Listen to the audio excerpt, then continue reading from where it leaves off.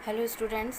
पिछली कुछ क्लासेस में हमने वैष्णव धर्म और शैव धर्म के बारे में चर्चा की थी और आज की क्लास में हम इस्लाम धर्म के बारे में चर्चा करेंगे।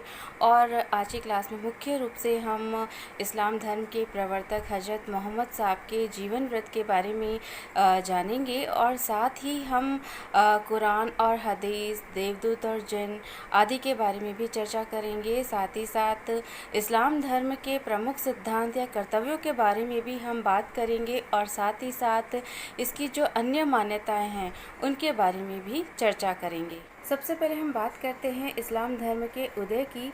तो इस्लाम धर्म का जो उदय था वो 7वीं सदी के पूर्वार्ध में अरब देशों में पहले से प्रचलित धर्मों के विरुद्ध एक प्रतिक्रिया के रूप में हुआ। इस्लाम केवल एक शक्तिशाली सर्वव्यापी ईश्वर को ही मानता है, अर्थात उसी में अपना विश्वास रखता है। लेकिन इसके उदय के पूर्व अरब जगत में अनेक प्रकार की परंपराएं और धार्मिक आस्थाएं प्रचलित थी। हज़रत मोहम्मद ने अपने पूर्व प्रचलित विश्वासों और मूल्यों की असंगति को दूर किया और उन्हें दूर करने के लिए एक सर्वव्यापी और शक्तिमान अल्लाह की कल्पना के द्वारा समन्वय स्थापित करने का प्रयत्न किया।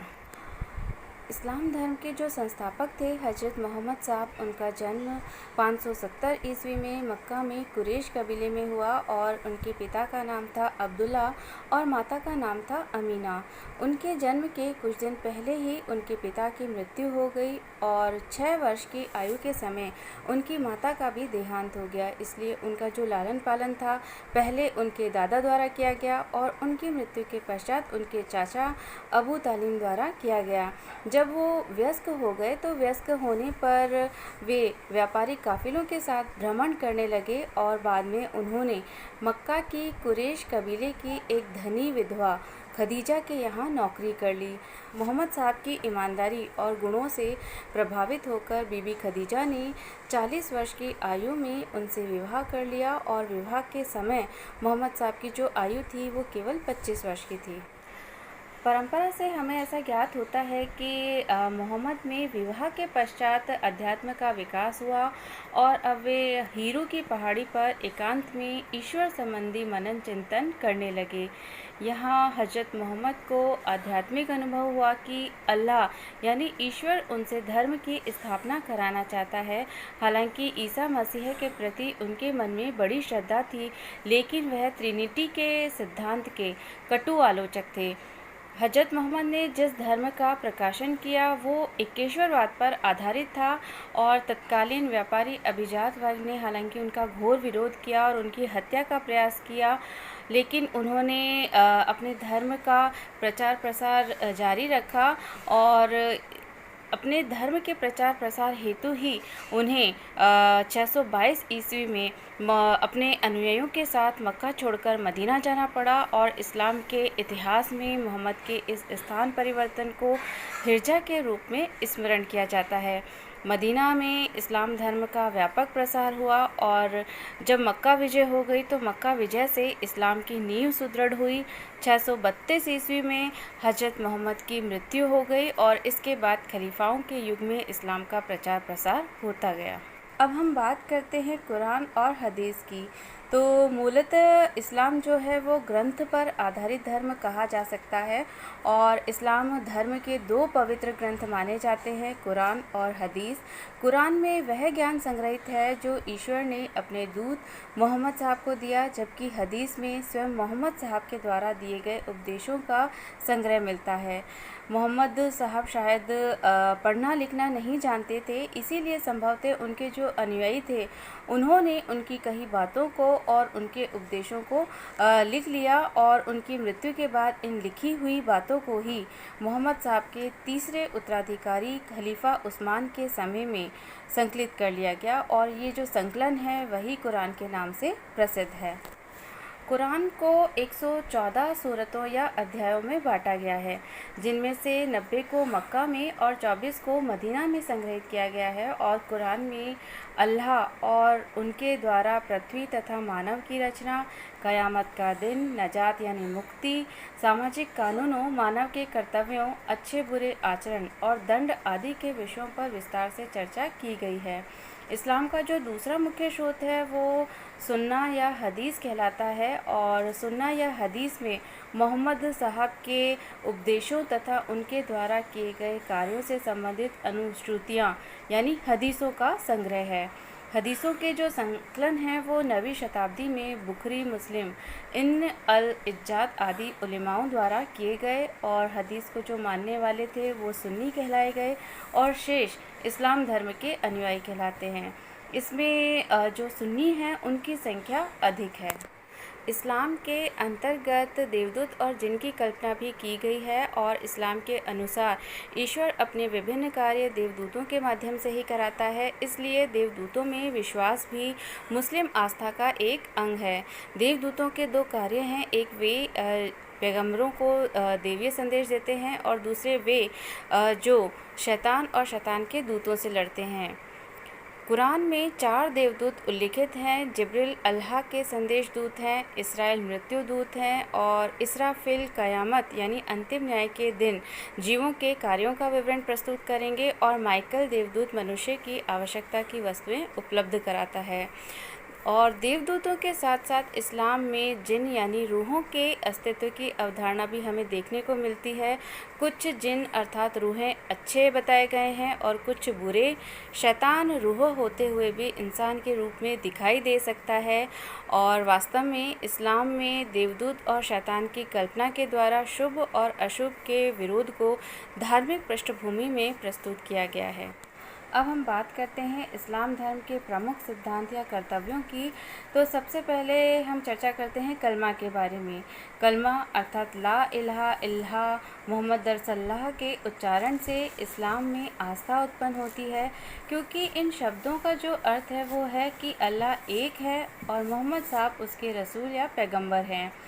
नमाज के अंतर्गत ये माना गया है कि प्रत्येक मुसलमान को हाथ मुंह धोकर अर्थात वजू करके तथा मक्का की और मुँह करके दिन में अनिवार्य रूप से 5 बार नियत समय पर व्यक्तिगत रूप से और शुक्रवार को सार्वजनिक रूप से नमाज पढ़नी चाहिए। और मक्का एक धार्मिक तीर्थ है, इसलिए उसकी और मुँह करके नमाज अदा करने की बात इस्लाम में कही गई है।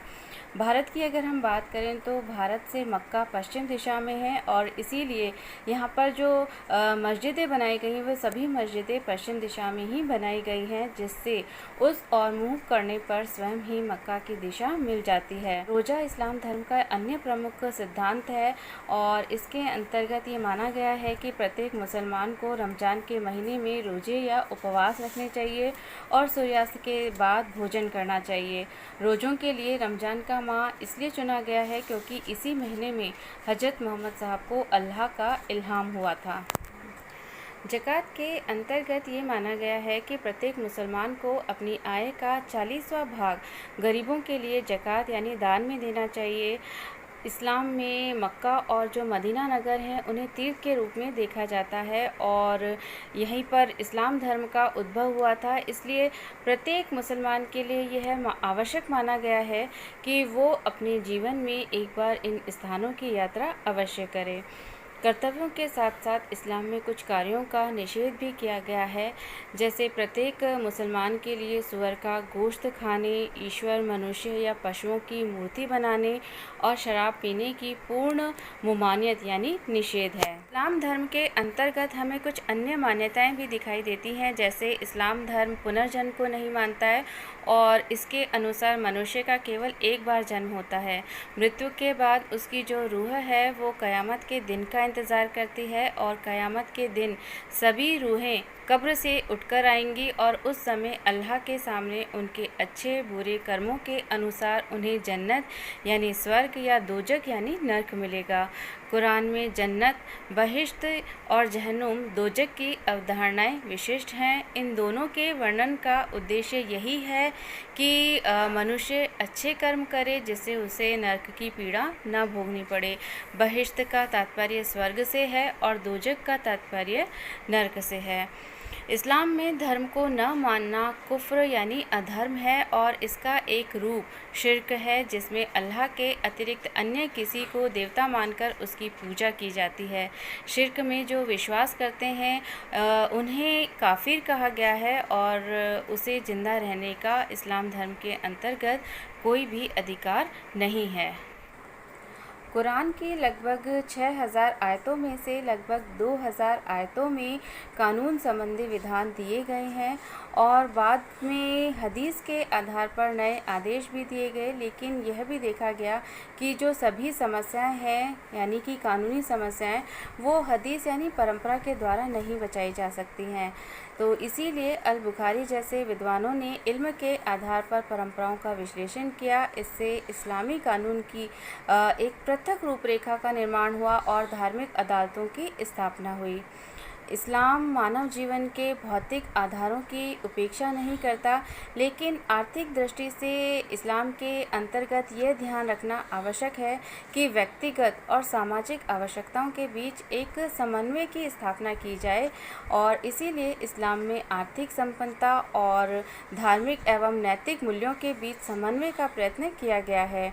और सामान्यतः इस्लाम में जो सूदखोरी है उसकी अनुमति नहीं दी गई है। इस्लाम का ये मानना है कि कलाम में आस्था रखने वाले सभी इंसान एक हैं और इसीलिए इस धर्म में व्यक्ति के स्थान पर समाज को एक विशेष महत्व दिया गया है। इस्लाम ने समाज में ऐसी नीतियों की स्थापना की जिनमें भाईचारे का विकास हो और इसका जो सबसे अच्छा उदाहरण कहा जा सकता है वो है शुक्रवार की नमाज। इस्लाम धर्म के अन्य पक्षों के बारे में हम अगली क्लास में चर्चा करेंगे और हम जानेंगे कि इस्लाम में किस प्रकार से धार्मिक विभाजन हुआ और साथ ही उसके प्रमुख संप्रदाय कौन कौन से हैं और भारत में इस्लाम का आगमन किस प्रकार से हुआ और इस्लाम का भारतीय संस्कृति पर क्या प्रभाव पड़ा।